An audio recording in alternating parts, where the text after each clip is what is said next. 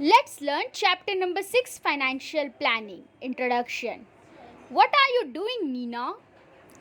I am counting my money. How much do you have? I have rupees 10,000. I don't have enough to buy a new laptop. Okay, let's buy it next year. Oh, Mama, why not now? Nina, you don't know how expensive it is. You mean we will have to save up for it, right, Mama? Yes, that's the thing. We often hear such conversations. Financial planning is useful for making provisions for such incidences. Financial planning, everyone requires money to meet a variety of needs. That is why, after spending on the necessities of the present, everyone tried to save money to make provision for the future needs. Every investor first spends the amount required to meet primary necessities and save the remaining amount. One also use this saving to make carefully considered investors. This is called financial planning. The main purpose of financial planning is protection and growth of the wealth. Many predictable and unpredictable incidents occur in our life. Predictable expenses such as education of children and other expenses, capital for a profession and business, buying a vehicle, buying or building a house, old age requirements. Now, let's learn something about unpredictable expenses. Unpredictable expenses such as natural disaster, medical expenses for family member, loss due to an accident, sudden death. Now let's learn saving and investment. Saving. Saving it is occur for own benefit to keep our savings safe and to make them growth. Next point, our saving remains safe in a bank or in a post office. Money saved in a bank is also useful for cash minus transactions. So we do not have to carry large amounts of cash or worry about losing it or getting it stolen. If the money we get it or earn it is in the form of cash and we kept it as it is without investment its value diminishing or decreasing with the time. For example, if today you can buy two pencils for 10 rupees, a few years hence you may able to buy only one pencil for 10 rupees. If the amount invested is used for expanding a business, to start an industry or other such purposes, it contributes to the growth of the national production. If some part of the income is spent for a socially useful causes, everyone benefit from it in the long run. After spending on necessities, it is beneficial to the limit on luxury and to save instead for education, medical treatment, etc. Investment, there are many type of investment. Investor offer favored institution like bank and postal department for investing their money because it is safe there. There is a certain risk in investing money in share, mutual fund, etc. That is because this money is invested in business or industry, and if it is incur a loss, the investors suffer the loss too. On the other hand, if it is make a profit, then the money is safe and there is an opportunity to get a dividend too. Here, an investor must take two important points into account when making an investment, namely the risk and the gain. It is possible to make big gain by taking greater risk. However, it must be kept in mind that the greater risk can also lead to greater losses. After understanding saving and investment, now my dear students, let's solve one activity. Here Rita invested some part of 35,000 rupees at 4% and the rate at 5% interest for 1 year. Altogether her gain was rupees 1,530. Find out the amount she had invested at the two different rates. Write your answer in the blank space. In this question, two different interest rates are given. That is interest rupees X at 4% rate and interest rupees Y at 5% rate. So X plus Y is equal to rupees 35,000. 4 upon 100X plus 5 upon 100Y is equal to 1530. This is given. So here after dividing and multiplying we get here X is equal to 22,000 and Y is equal to 13,000. Is that clear? So in this way we have solved this activity. Now let's solve one word problem. Here Alka spent 90% of the money that she received every month and saved rupees 120. How much money does she get every monthly? Okay, so this we have to find. 90% money received every month, save rupees 120. So this is given. So first we will write, suppose Alka received rupees Y per month. She spent 90% of the money she received. Therefore, she spent 90% of rupees Y. Here 90 upon 100, that means 0 get cancelled. So 90Y upon 10. Formula saving is equal to income minus expenditure. As you know that saving is 120 is equal to Y minus 9Y upon 10. So here 120, keep 120 as it is equal to, now here mixed fraction rule, 10 multiplied by Y, 10Y minus 9Y upon 10, denominator as it is. Now 120 is equal to Y upon 10. Now cross multiplication, 120 multiplied by 10 is equal to Y. So Y is equal to 1200. That means Alka receives rupees 1200 per month. In this way we have solved first word problem. Now let's solve question number 2. Sumit borrowed a capital of rupees 50,000 to start his food product business. In the first year, he suffered loss of 20%. He invested this remaining capital in a new sweet business and made a profit of 5%. How much was his profit, or computed his original capital? Now solution is 20% loss on invested of rupees 50,000. So loss is equal to 20% is equal to 20 upon 100 multiplied by 50,000. So here 0 get cancelled. Now 20 multiplied by 5, that is equal to 10,000. The capital of Sumit at the end of the year is original capital minus loss. So original capital is 50,000 minus 10,000. So here 40,000. After deducting loss we get here rupees 40,000. So Sumit invested rupees 40,000 in a business of sweet. Now he made 5% profit on this 40,000. So profit is equal to 5% of 40,000. So here 5 upon 100 multiplied by 40,000. 0 get cancelled. So here 5 multiplied by 400.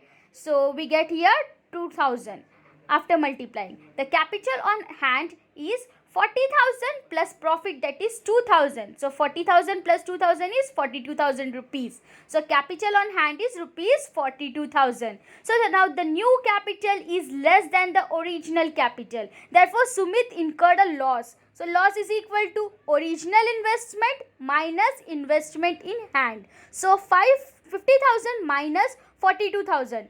After deducting 50,000 minus 42,000 we get here 8,000. So loss, that is equal to percentage. Loss is equal to loss upon original cost multiplied by 100. So here 8,000 upon 50,000 multiplied by 100. Simply 0 get cancelled, 80 upon 5. So here after dividing we get here 16%. So Sumit incurred 16% loss. In this way we have solved second word problem. Now let's solve third word problem. Mr. Syed kept rupees 40,000 in a bank at 8%. Compute interest for 2 years. Mr. Fernandez invested rupees 1,20,000 in a mutual fund for 2 years. After 2 years, Mr. Fernandez got rupees 1,92,000, whose investment turned out to more profitable. Okay, so here 1,92,000 Mr. Fernandez investment. Now solution, Mr. Syed kept rupees 40,000 in a bank at 8%, compute interest for 2 years.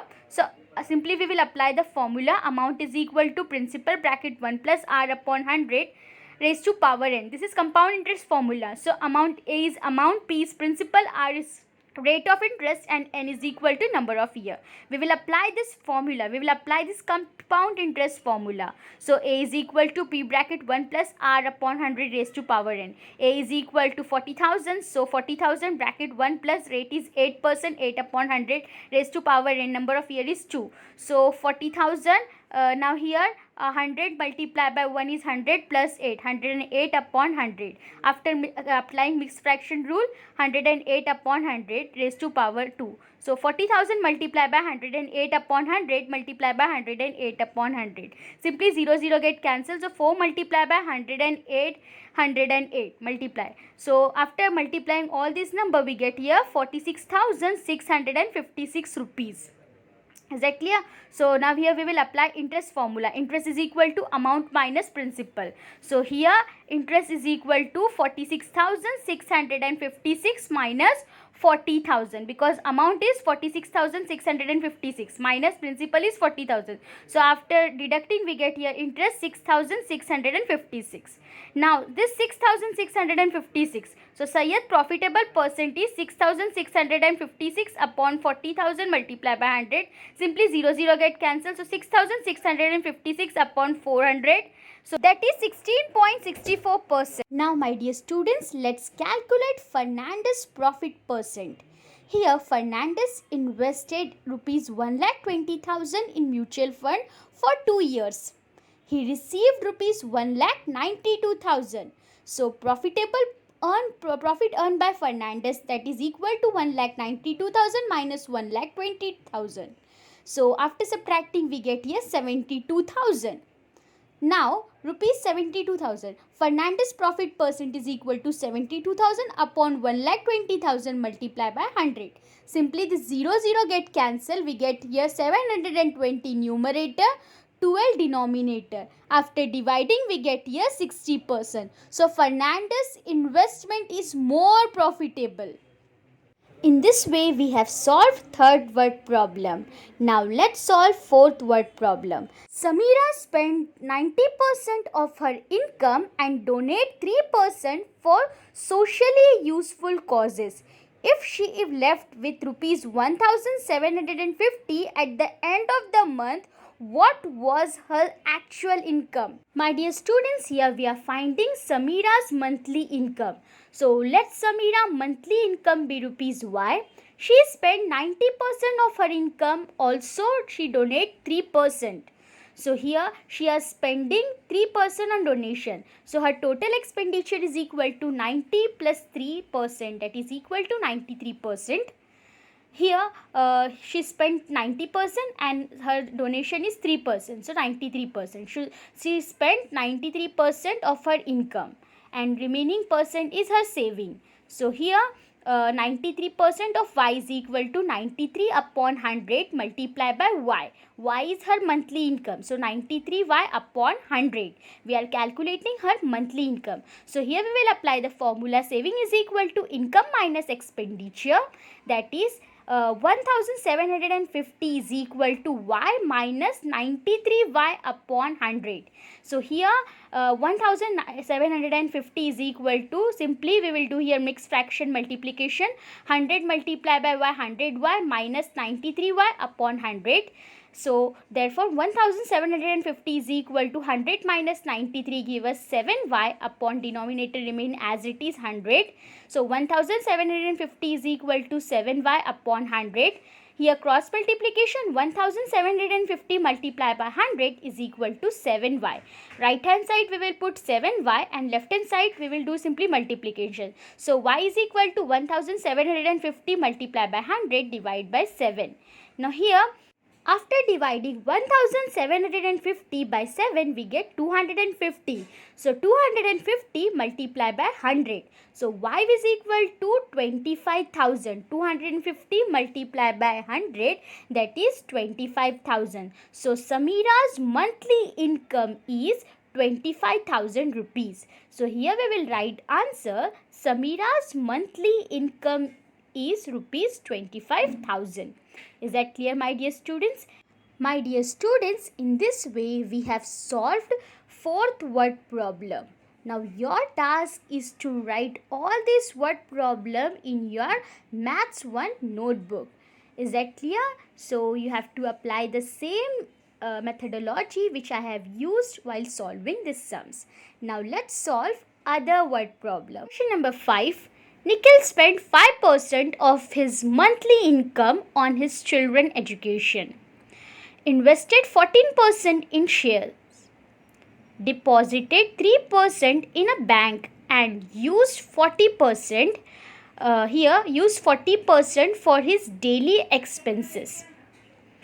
He was left with a balance of rupees 19,000. His balance is rupees 19,000. He left. What was his income that month? Okay, what was his income that month? We have to find his monthly income. My dear students, here we are going to calculate Nikhil's monthly income. So let Nikhil's monthly income be rupees Y. Here few expenses are given. So Nikhil expenses is children education 5%, investment in share 14%, deposited in bank 3%, daily expenses is 40%. After adding all these expenses, total expenditure is equal to 5 plus 14 plus 3 plus 40%, that is equal to 62%. So Nikhil expenditure is for 62% of his monthly income. Expenditure means kharcha. Okay, so Nikhil का खर्चा कितना है 62%. 62% of y. So 62 upon 100 multiply by y, that is equal to 62y upon 100. Now here apply formula. Saving is equal to income minus expenditure. So saving is how much? Saving is equal to income minus expenditure. Saving is 19,000. 19,000 is equal to income is y, because we don't know income. So y minus 62 upon 100y. So 19,000 is equal to, simply we will apply here mixed fraction rule, 100 into y, 100y minus 62y upon 100 as it is. So now 19,000 is equal to 38. After subtracting 100 minus 62, 38y upon 100. So simply here cross multiplication, 19,000 multiplied by 100 is equal to 38y. Now here 19,000 is equal to 19,000 multiplied by 100 upon 38.